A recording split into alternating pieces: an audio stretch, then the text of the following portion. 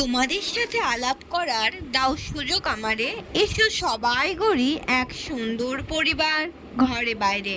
এটা ছিল বিকালবেলা, আর সকাল থেকেই ভাবছিলাম ফ্লিপকার্টের অর্ডারটা কখন আসবে। আমি বাঙালি, তাই দুপুরবেলায় ভাত ঘুম দিচ্ছিলাম, আর তখনই কুরিয়ার দাদা ফোন করে। তাই আমাদের বাড়ির সামনে যেখানে ল্যান্ডমার্ক দেওয়া আছে আমাদের শিবতলা, সেখানেই যাই। দেখি তখনও এসে পৌঁছায়নি। বললো আমাকে 5 মিনিটের মধ্যে চলে আসছে।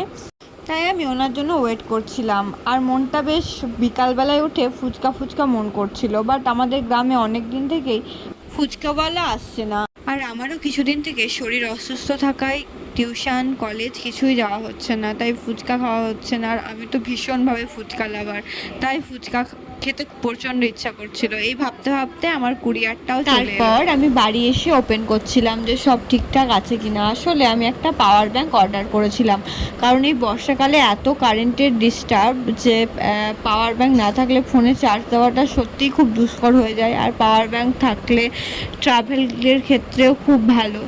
তারপর বিকালটা কেটে যাওয়ার পর আমার সন্ধ্যের সময় দেখলাম মা পাঁপড় ভাজছে। তো মাকে বলি যে মা, বাড়িতে তো ফুচকার পাঁপড় আছেই, তো তুমি আমাকে কটা ফুচকার পাঁপড় ভেজে দাও। তো আমি এখন বাড়িতে ফুচকার পাঁপড় এনে রাখি, কারণ 30 টাকাতে প্রায় 250 গ্রাম ফুচকার পাঁপড় পাওয়া যায়। সেখানে অনেকটা ফুচকা হয়, মানে আমরা বাড়ির সব লোক মিলে 250 গ্রাম ফুচকা দুদিনে খাই, মানে অনেকটাই প্রায়। মানে এখন তো 10 টাকায় আমাদের দিকে 5টা করে ফুচকা দিচ্ছে, সেখানে আমরা পেট ভরে ফুচকা খেতে পারি। যেহেতু বারটা বৃহস্পতিবার ছিল, তাই আলুটা নিরামিষভাবেই মেখেছিলাম। আলুটা সিদ্ধ করতে হয়নি, কারণ আলুটা আগে থেকেই সিদ্ধ করা ছিল। তবে নিরামিষ তো কি হয়েছে, সব রকমের মশলাই দিয়েছিলাম। অল্প একটু লঙ্কা গুঁড়ো দিয়েছিলাম, তবে এটা একটু লাল লঙ্কা গুঁড়ো, ঝাল লঙ্কা গুঁড়োটা দিইনি, যেহেতু লঙ্কা দেবো বলে। তারপর সবজি মশলা, তারপর এটা জল জিরা দিয়েছিলাম, তারপর ভালো করে মেখে নিয়েছিলাম। তারপর বাড়িতে যা সস ছিল, তবে আমার সয়া সসটা একটু বেশি পড়ে গেছিলো। চিলি সস দিয়েছিলাম, টমেটো সস দিয়েছিলাম, তবে সসটা বেশি পড়েছিল বলে খুব একটা খারাপ লাগেনি। তারপরে লঙ্কাটাকে একটু থালার মধ্যেই কুচি করে নিচ্ছিলাম। তারপর তো এবার তেঁতুল জলের পালা। এগুলো জানো তো বাড়ির তেঁতুল, আগে থেকে ভিজতে দিয়ে দিয়েছিলাম। বাড়ির তেঁতুলের টেস্টটাই আলাদা রকম হয়। সেগুলো আমাদের গাছের তেঁতুল না মামার বাড়ির গাছের তেঁতুল, সেগুলো ঠিক বলতে পারবো না। আর জানো তো, যেটাতে তেঁতুলটা গুলছি সে বাটিটার একটা রহস্য বলি। ওটা আসলে বাটিটা জানো তো কোনো জায়গা থেকে কেনা হয়নি, ওটা আসলে হটপট ছিল। হটপটটা খারাপ হয়ে যাওয়ায় ওটার উপর থেকে যেই আভরণটা সেটা সরিয়ে দিয়ে ওটা এখন বাটিতে পরিণত হয়েছে। এরপর ওখানে নুনটা দিয়ে দিয়েছিলাম, অল্প একটু চিনিও দিয়েছিলাম, কারণ টক টক নুন নুন ঝাল ঝাল সব রকমেই যাতে টেস্ট থাকে। তারপর জলজিরা একটু মিক্স করেছিলাম, জলজিরার টেস্টটাও দিলে অসাধারণ সুন্দর লাগে।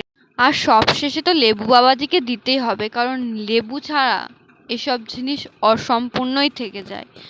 তাই লেবুগুলোকে দিয়ে ওর মধ্যেই রেখে দিলাম, কারণ ওর মধ্যে রেখে দিলে টেস্টটা সত্যিই খুব সুন্দর হয়। And finally phuchka is ready.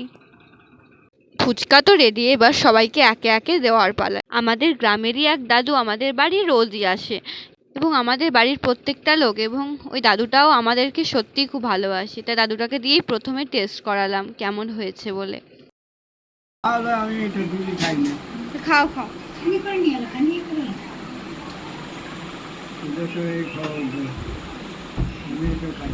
খাও খাও খাও কিছু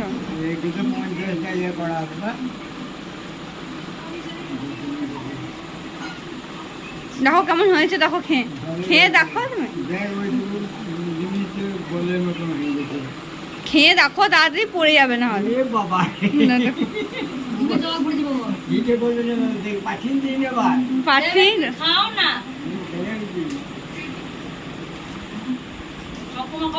বলো কেমন হয়েছে। এরপর ঠাকুমাকে জিজ্ঞাসা করেছিলাম, তারপর দিদা আমাদের বাড়ি এসেছিল, দিদাকে জিজ্ঞাসা কেমন হয়েছে করেছিলাম। মাখানো? নিরামিষ তো, তোমরা খাও না আজকে।